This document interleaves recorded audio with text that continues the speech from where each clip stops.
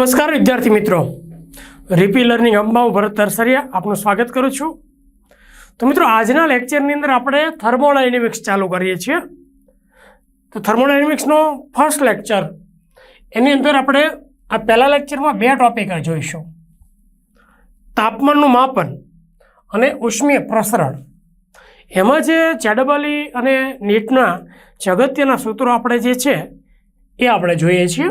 તો પેલા તાપમાનના માપનમાં મિત્રો જોઈએ, તાપમાનના કુલ 3 માપક્રમ છે।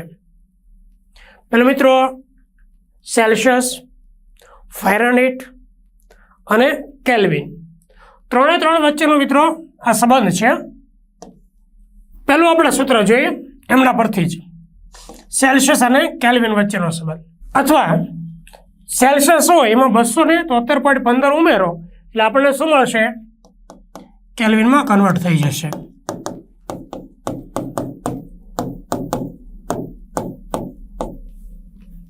એ જ રીતે મિત્રો ફેરનહીટ અને સેલ્સિયસ વચ્ચેનો સંબંધ છે। ઓકે, સેલ્સિયસ અને કેલ્વિન વચ્ચેનો સંબંધ, ફેરનહીટ અને સેલ્સિયસ વચ્ચેનો સંબંધ, બરાબર છે। તો આ બંને વચ્ચેનો સંબંધ છે એટલે ત્રીજા વચ્ચેનો સંબંધ આપણને મળી જાય। જેમ કે આપણે સેલ્સિયસ આપ્યું કેલ્વિનમાં કહે અને ફેરનહીટમાં કહે તો છે જ, પણ ફેરનહીટનું કેલ્વિનમાં કહે તો આપણે આ સૂત્રની મદદથી સેલ્સિયસમાં કન્વર્ટ કરી દેવાનું, બરાબર છે, વત્તા 273 કરી દેવાનું એટલે આપણને કેલ્વિન મળી જશે। તો તાપમાનના 3 માપક્રમ છે એમની વચ્ચેનો મિત્રો આ સંબંધ છે। એક આપણે થર્મોડાયનેમિક્સનો શૂન્ય ક્રમનો નિયમ જોઈએ છીએ, જો તંત્ર એ અને બી કોઈ ત્રીજા તંત્ર સી સાથે ઉષ્મીય સંતુલનમાં હોય તો એ અને બી પણ એકબીજા સાથે ઉષ્મીય સંતુલનમાં છે એમ કહેવાય।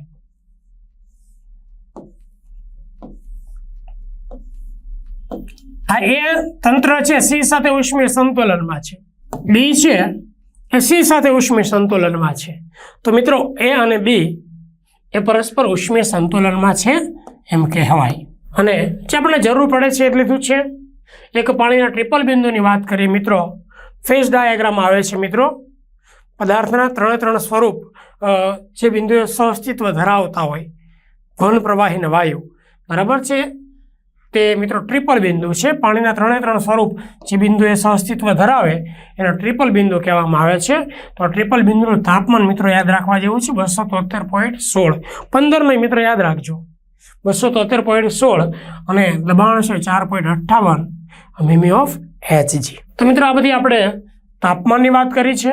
નેક્સ્ટ આપણે ઉષ્મીય પ્રસરણની અંદર ઘન પદાર્થ, પ્રવાહી પદાર્થ અને વાયુ પદાર્થ 3 ઉષ્મીય પ્રસરણ જોઈશું। એમાં ઘન પદાર્થની વાત કરીએ તો મોટાભાગના બધા ઘન પદાર્થો ઉષ્માને કારણે પ્રસરણ પામે છે। આ પ્રસરણ તાપમાનના વધારા સાથે તેમના આણ્વીય અંતર વધવાને કારણે થાય છે।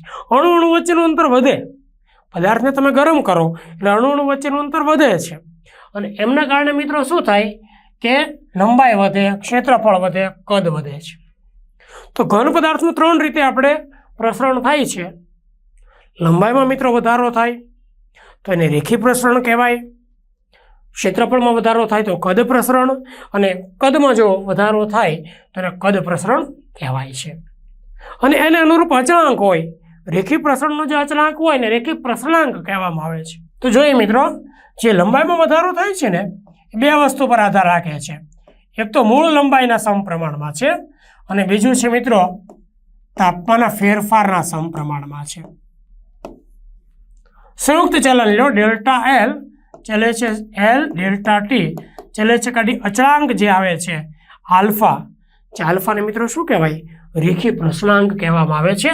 અહીંયા આલ્ફા મૂકી ચલે છે કાઢી ઇક્વલ ટુ કરી delta L is equal to alpha L delta T માં આલ્ફાને કરતા બનાવ્યો છે।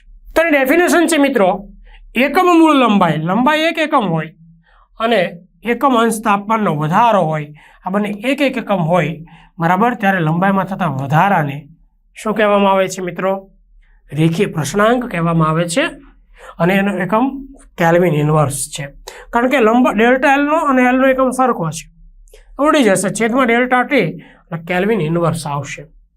ઓકે, અને જો મિત્રો નવી લંબાઈ આપણે જોઈતી હોય તો એનું આ સૂત્ર છે, ડેલ્ટા એલ એટલે L dash L alpha L delta T, એલને આ બાજુ લાવી એલ કોમન કાઢી નાખીએ, L plus alpha L delta T, એમાંથી આપણે એલ કોમન કાઢી નાખીએ એટલે આ સૂત્ર આપણને મળશે L1 plus alpha delta T.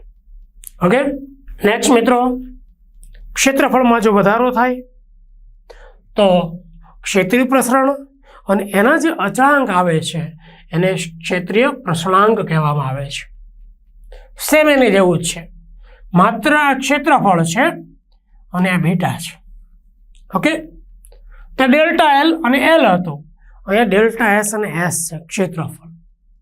Definition પણ સમજ છે કે એકમ મૂળ ક્ષેત્રફળ અને એકમ અંશ તાપમાનના વધારા માટે પદાર્થના ક્ષેત્રફળમાં થતા વધારાને ક્ષેત્રીય પ્રસરણાંક કહે છે. જેમ આપણે એલ ડેશ જોઈ નવી લંબાઈ, એમાં ક્ષેત્રફળ નવું ક્ષેત્રફળનું પણ સેમ એવું જ સૂત્ર થાય, પણ ત્યાં આલ્ફા, અહીંયા આવશે બીટા. અને મિત્રો બંને વચ્ચેનો સંબંધ છે beta is equal to 2 alpha. યાદ રાખવું, રેખીય પ્રસરણાંક અને આ ક્ષેત્રીય પ્રસરણાંક વચ્ચેનો સંબંધ છે મિત્રો. સૂત્ર સેમ જ છે.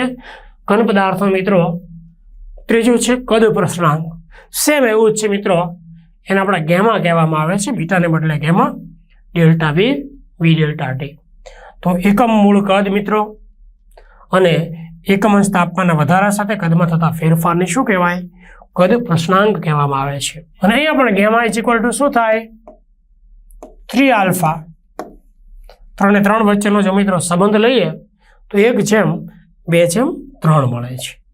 અને જેમ નવું ક્ષેત્રફળ છે, નવી લંબાઈ છે એલ ડેશ, એ જ રીતે મિત્રો નવું કદનું આ સૂત્ર આપણને મળે છે. પહેલો ઘન પદાર્થના પ્રસરણની વાત હતી મિત્રો, ત્યારબાદ પ્રવાહીનું પ્રસરણ આપણે જોઈએ છીએ.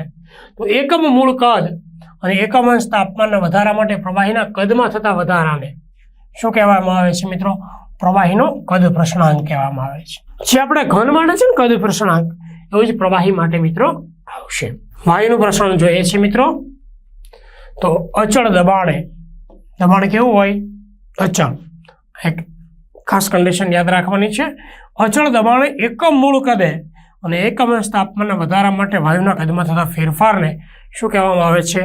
વાયુનો કદ પ્રસરણાંક કહેવામાં આવે છે મિત્રો. તો મિત્રો પ્રવાહી માટે અને વાયુ માટે બે મૂલ્યો મિત્રો સમાન છે, બરાબર છે, અને જે 1/273 બરાબર હોય છે. નેક્સ્ટ જોઈએ છે ગુપ્ત ઉષ્મા. તાપમાનમાં વધારો કર્યા વગર, શરત મિત્રો જોજો, તાપમાનમાં વધારો કર્યા વગર એકમ દ્રવ્યમાન ધરાવતા પદાર્થની અવસ્થા બદલવા જરૂરી ઉષ્માના જથ્થાને ગુપ્ત ઉષ્મા કહેવાય. L = Q/m.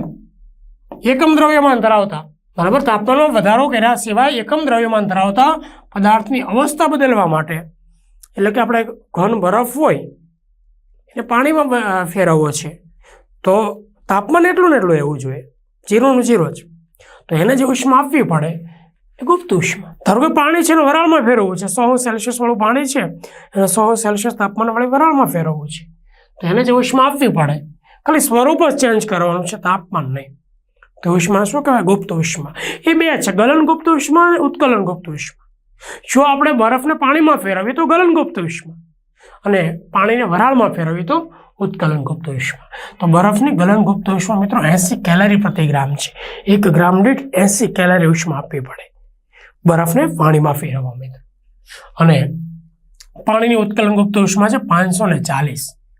1 ગ્રામ પાણી હોય, બરાબર, એને આપણે વરાળમાં ફેરવવું હોય તો એને 540 કેલરી ઉષ્મા આપવી પડે મિત્રો.